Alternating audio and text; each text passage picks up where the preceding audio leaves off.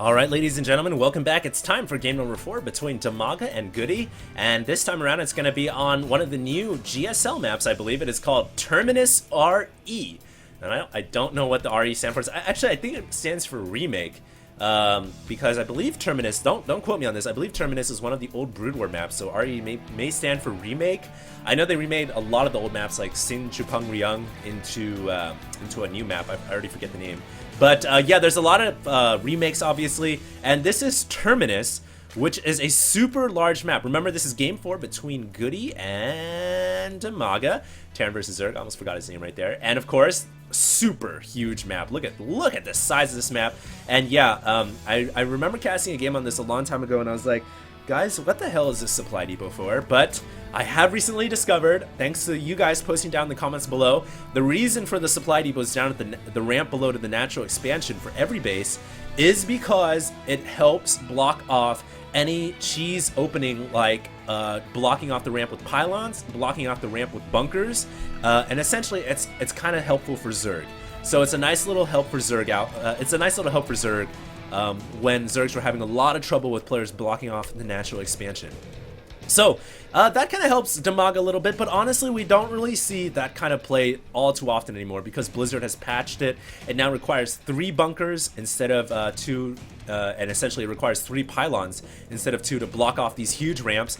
And so I don't think we're going to see anything tricky or cheesy like that. Also, fun to note, there are 4 Xel'Naga watchtowers in the center, along with this what seems to be a nuclear power plant over here.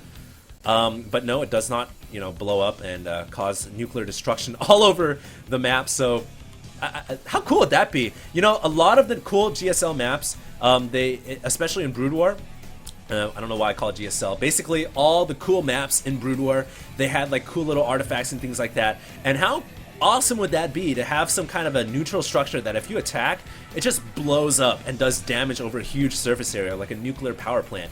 In fact, I would like it if someone made a map like that. If someone made a cool map like that, I would love to feature it in the tournament that I have coming up. In fact, if you guys haven't heard about it, I am holding a tournament. It's called the HD World Tournament, and the 16 players have been locked down. The official start date should be beginning within a couple of days, maybe a week at the latest. I just want to finalize a couple last details. The sponsors, once again, are IGN and Justin TV.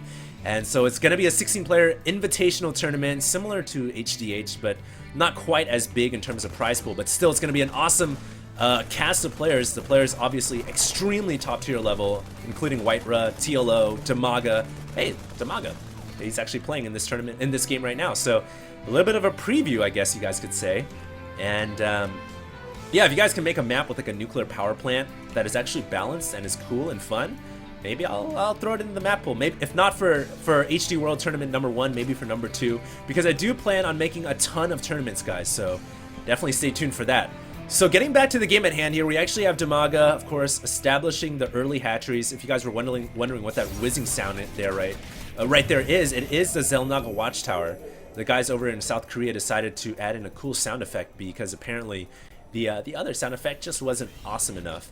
So we do have a new sound effect for that, and it looks like Dimaga is going to be pushing around the map with 1 Zergling. He just wants to do a little bit of scouting duty here, and he wants to see what Goody is up to. Goody does have his Hellion coming out, and this time around we do have a starport, and nice play right there. Goody, this time, note, raising the supply depot and blocking the Zergling from running in. So very crucial right there, not allowing Dimaga to see the starport. So right now, Dimaga is operating under the dark. He doesn't know what is coming out, and his overlords are very, very far away. And of course, with Marines already perched around the area, it's highly unlikely that the overlord is going to scout the cloaked banshees. Oh wow, we have cloaked banshees coming out for Goody, and this could be a pretty quick game here, guys, because Dimaga just started his lair, and so let's see, the timing for a cloak takes about 110 seconds. Lair takes 80 seconds. So I guess we're gonna have overseers out in time to deal with cloak banshees. But remember, Dimaga needs queens. He needs at least 3 queens, 1 at every base, and then 1 extra to deal with the banshees. So unless Dimaga starts to pump out a couple extra queens right now, I think he could be in a lot of trouble, guys. And do note, Goody right now throwing down his command center, so he's looking to establish that natural expansion relatively soon after this banshee harass. And of course, if this Banshee Harass doesn't work out as well as it did in game number 1, then we may see a pretty one-sided game in favor of Dimaga. But if it works out, look for Dimaga to scramble his forces, look for him to figure out some way to defend against it, and it's going to probably be a very cutthroat, very close game. Zergling here, just testing the front door once again, trying to do a scout off, but of course the supply depot already raised, preventing the Zerglings from running in and seeing the Banshee. And oh, look at this, the Banshee had already come into the main base and was already doing some damage, so I apologize guys, I did not see the Banshee that already moved in, and Cloak finishing right there, gonna cloak the Banshee. Oh, wow, the Overseer pops out just in time. As soon as the Banshee, the Banshee had cloaked, and the Queens were able to take out the Banshee, and the Queen survived. Oh, wow. That is absolutely huge. You guys might not think it's that big, but that was really, really big. And now Goody's Cloak Banshee tactic is completely nullified. He is going to try to kill off this Queen, and I think he should, but a wise transfusion right there from Dimaga to keep that Queen alive and make sure that it does not go down to a single shot from the Banshee. And just like that, Goody's Banshee Harass completely negated and nullified, and Dimaga looking great. I don't even know. I think the Banshee only killed like 4 or 5 drones. Obviously, I did miss the Banshee attacking the drones, but I'm pretty sure it only killed about 4 or 5. So really, the harass was completely negated. It didn't do as much damage as our Terran player Goody would have liked it to do. And now Dimaga is just going to go ahead and step it up. He's going to go hatchery here, hatchery there, hatchery there, hatchery everywhere. And the question is, what can Goody do about it?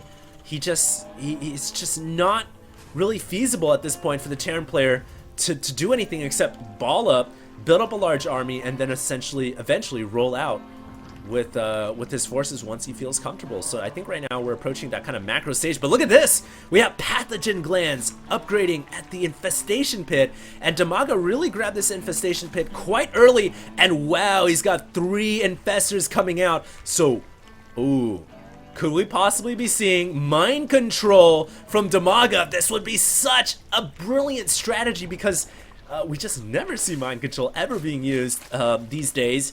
And obviously these infestors coming out so early on with the pathogen glands. And yeah, we're gonna see neural parasites. So that is the upgrade for mind control.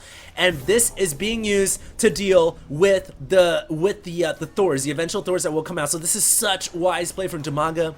If this works, kudos to Dimaga for basically coming up with a build to deal with the Thors. I guess Dimaga is thinking in his brain right now, you know, Mass Mutas, Mass Banelings, Mass Roach just hasn't worked in the last 2 games, so I'm going to try something else. I'm going to try to go for Infestors, and I'm going to go balls out to the wall and try to make this work. And he's got a ton of Infestors coming out. That's 3 more on top of what the 3 he already had. So he's going to have 6 Infestors right now, with mind control well on the way.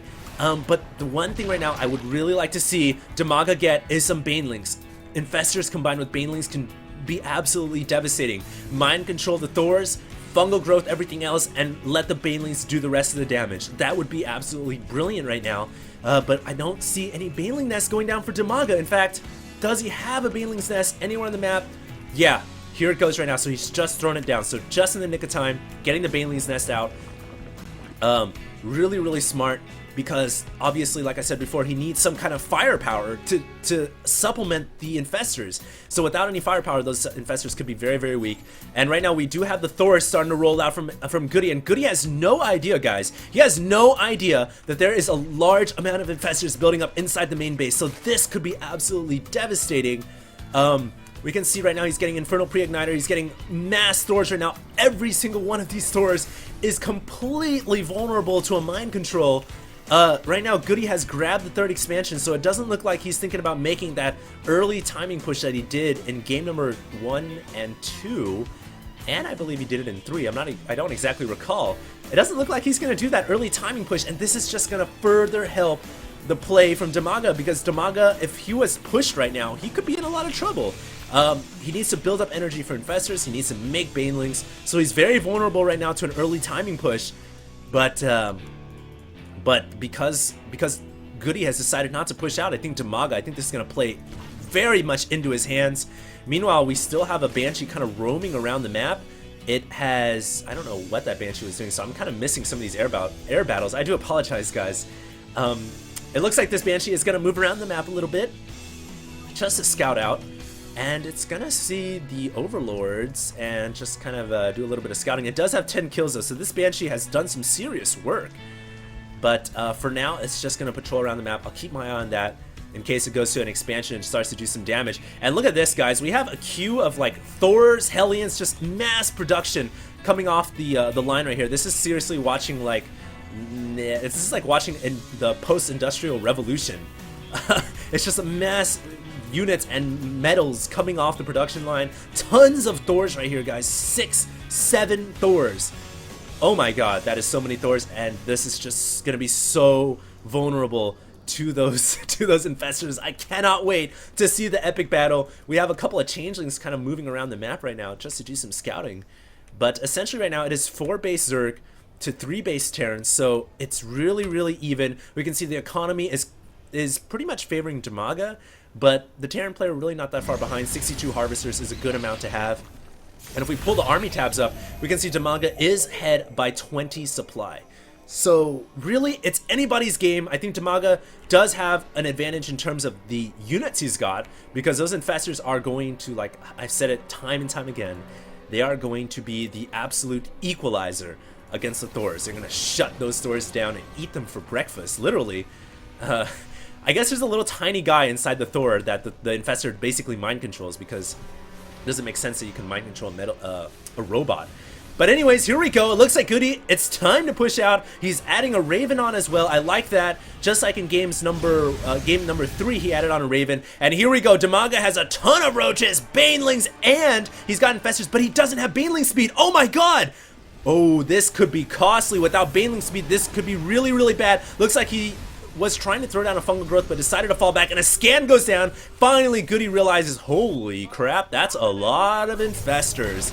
So we're about to see what's going to happen here. Dimaga needs to make sure his infestors in the perfect range to get mind control off. He's dropping off a couple fungal growths to weaken down the Hellions. I like that play. But of course, there's so many SCVs here they can repair really easily. So what Dimaga wants to do right now is drop fungals on the SCVs, and he grabbed a whole bunch of SCVs right there. They're all completely static and non-moving. The SCVs trying to scramble to repair each other, and Dimaga just trying to pick the right battles. He's gonna mind control right here the 2 front Thors, and he's gonna kill them off, because remember, mind control has a time limit. So killing off Thors by mind controlling the ones in the front, absolutely brilliant right now. And I think Goody is thinking, what the heck do I do about this, against this build? Oh my god, and eventually the baneling speed is gonna kick in, and that's just gonna make it so much more difficult to Goody to deal with this. Here comes the infestors though. Look for mind control. Oh, we have a lot of mind controls going off. This is absolutely huge. And now some more infested Terrans going down as well. But these infestors, if they get picked off, they lose the ability to mind control, and oh no, Dimaga, his entire army gets completely obliterated. And you know what? I don't know if that attack was wise. Oh wow, we had some roaches just kind of chilling back here as well. I don't know if that attack was wise, because Dimaga didn't have any support for his infestors. I felt like he could have had more banelings. Look at this, he's got 3,000 minerals, 1,300 gas. So where was the support for his infestors? He could have had so many more banelings, so many more lings and roaches. But he just kind of went in there with a handful of roaches and all of his infestors, and that was basically his ace card. And now he's down to a couple of roaches, but there's tanks and Thors all over the place. And I don't care what Dimaga's got, unless he pops out like 50 infestors right now. I don't think he's going to win this game. I think it's just going to be one massive mech ball push FTW. Unless we have Ultras coming out. I do know that there's a hive. But no Ultralisk Cavern on the map, so it's going to be a Zerg slaughter here. And Goody is going to basically just take this entire series down 3-1. We do have Overlords now have drop research, so that could be helpful against the Thors and tanks, but I think it's too little too late. So yeah, I think Goody is going to win this series 3-1. We have actually a couple roaches picking off the tank reinforcements here, but no, this is just not looking good for the Zerg whatsoever. Goody here rolling down the ramp with 3 tanks, about 4 tanks and about 4 Thors, and yeah, that's going to be GG. Dimaga says GG and congratulations, and unfortunately I'm not exactly sure what tournament this was played in. Me and Payne User didn't bother to look. We just casted game number 1, and then Payne User said, all right, dude, I gotta bounce. So I said, okay, then I guess I'll cast the rest by myself. So yeah, that was that. And I hope you guys enjoyed this broadcast. Essentially, we're going to be looking to see the HD World Tournament coming up soon, and I wanted to get a couple of pro games out there before the tournament really gets kicked into high gear, because I will not be able to do any more exhibition games while the tournament is rolling. I will be primarily focused on the tournament. So I want to thank you guys all for staying tuned, and of course subscribing and watching the videos on my channel. Really well played by Goody, especially a nice strategy from Dimaga, but unfortunately at the end he kind of sacrificed his very fragile infestors without proper backup. So that's what cost him the game, I feel like. And we're going to move on to the HD World Tournament, and I might be able to get a couple more exhibition games before it really gets started. So thanks a lot, guys, for tuning in. HD, signing out.